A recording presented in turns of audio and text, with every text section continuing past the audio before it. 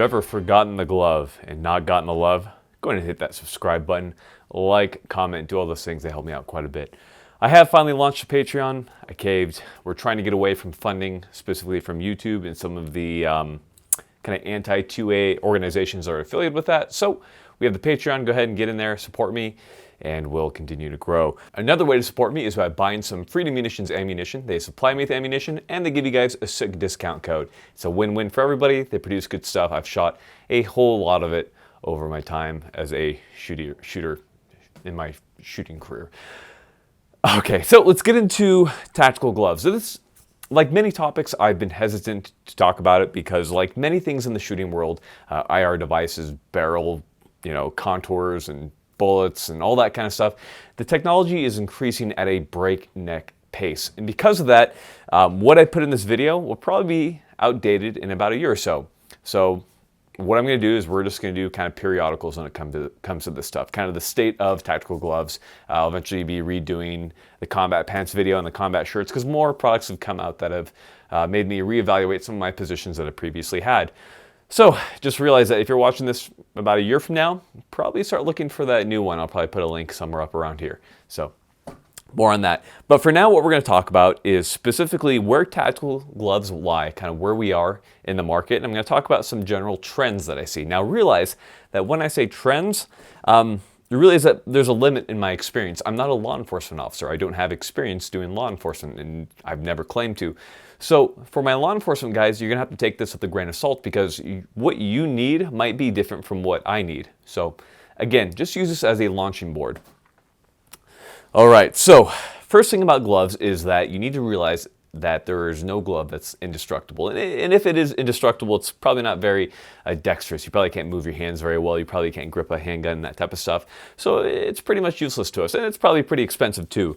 So with any of these gloves, they're going to wear out maybe fairly quickly, depending on what you're doing. So how quickly could that be?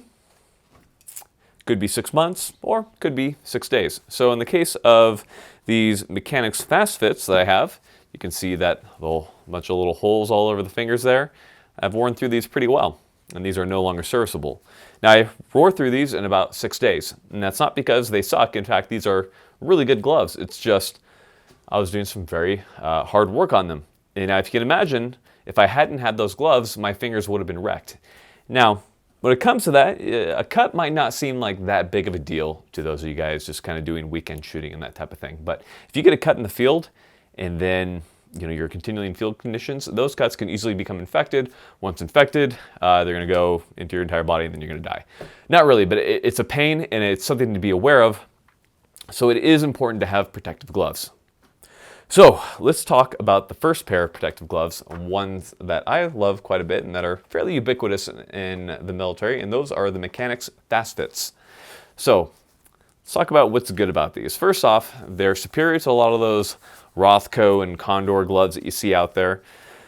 They have a lot of padding on the back of the palm. They have this nice elastic closure that goes around your wrist, and it keeps them fairly stable there. They also have little loops so you can hook them onto your belt easily. I like that quite a bit. Honestly, I probably shouldn't hook gloves onto my belt because then leaves and debris and stuff falls in and gets in the fingers. And it's kind of a pain in the butt, but it's what I like to do. Now, there are definitely gloves out there with better cuts, specifically between your thumb and index finger right here. That's a cut that they can definitely improve on with these gloves, but nonetheless, they're pretty good. They're pretty protective. They are not flame resistant, so if you try to touch a suppressor with these, your glove might melt just a teeny bit because these are not leather. Now, the greatest thing about these, $15. So pretty cheap, easy to replace because you are going to chew through shooting gloves. So it all depends on your budget. For most people, I'd say that this is a fairly good glove. Now, that being said, it's not the easiest to grip a handgun with these. It definitely works, but there are better cuts out there. But I can still do it, and it still will work as long as I practice with it. As far as manipulating in AR, pretty simple. You don't need like super hardcore tactical gloves to operate in AR, but it does allow you to work them fairly simply, and it works in that case. So anyhow, one of the things I like about these is the material dries easily, it's fairly durable, it works, and it's very cheap. So these are a pair of gloves I typically recommend to either new shooters or guys balling on a budget. So for my E4s out there, crush it.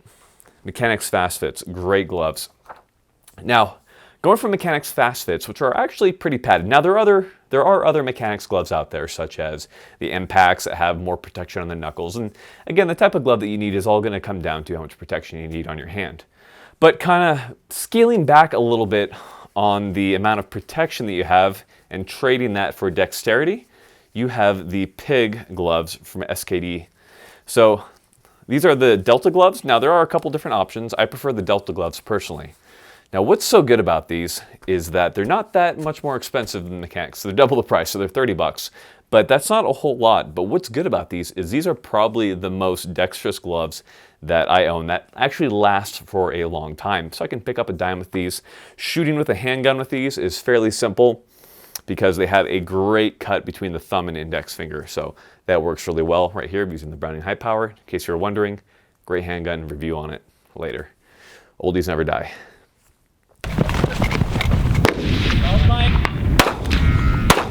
There it is.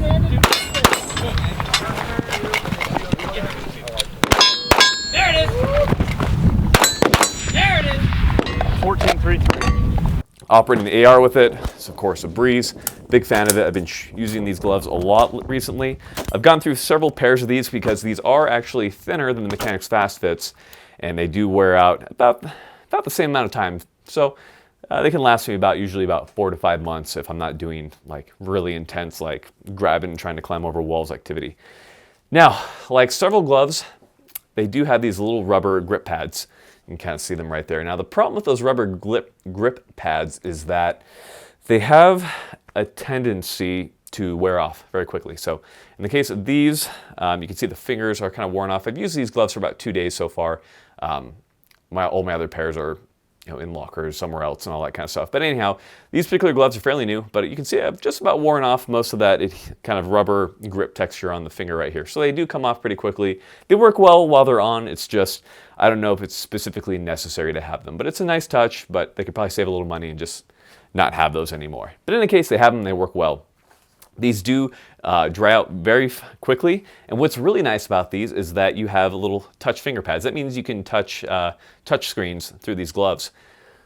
Why is that important? Well, there's several pieces of military equipment out there that use touch screens. We're not going to delve into them, but it makes it much easier to use those. Or if you're trying to, look up the latest piece of Gucci gear from your mom's basement while you're operating with your anime pillow, hey, that's another good thing you can use these gloves for. So, it's a one-size-fit-all for everybody. I kind of have medium-sized man hands. That's a crappy description. I don't have huge hands, and mediums on these gloves are fairly tight. I think that's the best fit with these. I wear mediums on all my gloves, in case you're wondering. About 6 foot, tall, 180 or so pounds, 190 depending on what's going on, what season I'm in. But yeah, so just as far as you can kind of figure out that fitment for your hands. There are definitely people with bigger hands than me. Okay, so we talked about the SKD Delta gloves. Huge, definitely would recommend these for guys who are on the gun a lot and that type of stuff. Great glove. They do wear out, so kind of figure that out with your budget. Okay, next glove is probably one of my favorite pairs of gloves, and that is the Outdoor Research ironsight gloves. So these have synthetic leather along with some very durable fabric, and much like the SKD Delta PIG gloves, they have a very superior fit. So what that does is it allows me to still easily operate a handgun, operate an AR, all that type of stuff, use all the controls. But the difference between these and the PIG gloves is that they offer a whole lot more protection, and they're also a lot more sturdy. They're built a little bit more rugged. Is that the word we're looking for? Rugged's the word we're looking for. They also have little pieces of synthetic material on the tops, near the knuckles, and on the tops of the hands to kind of give you a little bit of standoff in order to protect your hands during those rough bumps and that type of thing. A couple notes about these. These have the rubberized little grip tabs. These have the little rubberized grip pads on the hands as well, and as you can see, they have worn off. I've been using these things for about 4 months, so these have lasted a little bit longer. You can see they're just about mostly worn off on the thumbs, but they definitely do work. But again, like many other things, I don't know if they're completely necessary, but they're a nice touch for while they work. Now, touch pads with these, it's pretty much a no-go. So it's kind of a pain because you have to pull them off, use them. If you notice too, it's not an elastic fast fit type cuff. You actually have to use some type of Velcro tab on it. Quick note with these. kind of an ectomorph. I'm a skinny guy, kind of obvious, right? But when I first got these were a little too long on the tabs right here. So I actually had my rigger cut these down and re-sew it so that it would fit my hands better. So if you're kind of a smaller guy like me, by smaller I mean skinnier, you know, you got little thin wrists and that type of thing, and I feel you. You gotta eat a lot of food, you gotta get some riggers to cut this back and all that type of stuff, but make sure you pay them in beer. A couple other notes with the outdoor research gloves is they're very breathable. So with a lot of these heavier protection gloves, a lot of times I get that pruning in there. You know, you take off your gloves and it feels like your hands look like you've been sitting in a bathtub for a while. No good. So these breathe really well. I haven't had that problem personally, but I'm not a super heavy sweater. I'm like a moderate sweater. So for you heavy sweaters out there, you still might have problems. But in any case, I do consider these a superior glove. It's probably one of my favorite. They are more expensive. They run around $45. But again, I find that they last a long time, as long as you take care of them and keep them clean as much as possible. So these are probably my favorite gloves that I have right now, next to the SKD Delta PIGs. So these are, again, awesome. Now, besides those gloves that I've talked about, we can talk about hard knuckle gloves for a moment. So there's a lot of different hard knuckle gloves out there. You have the Magpul breacher glove, you have the Spec Ops Shop combat glove, which I actually think that they're out of business now. You have the Oakley assault glove, the classic, right? Everybody used the Oakleys for a while. So a couple notes about that. The Oakleys were really awesome when they used all that leather and all that good stuff, but I feel like the quality materials has dropped a little bit. Don't take my word for that, because it's just based off of one pair that I had, but they didn't last nearly as long as that first pair that I have. So if I'm gonna recommend some type of hard knuckle glove, I'm usually gonna say Magpul Core breacher glove. Those have held up fairly well for me, about a year or so. Or maybe the Wiley X or something along those lines. Lots of different hard knuckle gloves out there. You need to do your research. I typically don't do the hard knuckle gloves. It usually limits my mobility of my hand a little bit. And I'm typically not doing anything hard enough where I need that hard knuckle. If you need them, you know why you need them. Otherwise, maybe go something a little bit more articulate like the SKD or the outdoor research glove. Finally, the last thing we need to talk about is fire resistant gloves, flame resistant, flame retardant gloves, all that type of stuff. There's lots of different products out there that offer you flame retardant properties. The classic would be the Nomex Flight gloves. Everybody's used them. I've used them. You know, you go for that classic 90s SWAT look. They're great. They work really well. They're probably not the most comfortable. Your hands kind of sweat in them a lot. They're not the best cut. At the same time, they do work and they're fairly cheap. You can usually find these at like surplus stores for like $5 or $10. Besides those, if you kind of want to go up in the market, you have the outdoor research suppressor gloves. So built really similar to these, except using leather materials and Nomex to ensure that those things aren't going to melt, or that when you're using a suppressor and you have to pull that suppressor off, your glove's not going to melt to that suppressor, because those suppressors get fairly hot. Usually it's around 7 degrees per round, depending on a lot of factors, but those things get hot. You also have Oakley. They have some fire-resistant gloves as well. I haven't had the chance to get some hands-on time with them. A couple of EOD guys have used them, and they're big fans of them. So again, just realize that I don't have any personal experience with them, but there are lots of different options out there, and I'm sure you guys are going to chime in with a couple gloves that I haven't mentioned yet, and I understand. You know, I don't have all the answers. I haven't tried out all the products. This is a small smattering of what I've used, what I've seen other people use, in order to give you guys kind of a launching point. So get in there, let me know what gloves that you've used that you've found that have worked really well. Now, that being said, if you're just a weekend shooter and you use these, 3 hours a day, every Saturday, it's not really hard use. So understand that all experiences are not equal when it comes to that type of stuff. And it's not that you're not better or anything, it's just that you're not using these gloves as hard as some of these other dudes that are out there. So, what matters most when it comes to gloves is finding a glove that looks cool. So, if the glove doesn't look cool, what's the point? Stay cool, guys. Make sure that you tune in next Tuesday. We have another video coming every Tuesday, and take care of yourselves.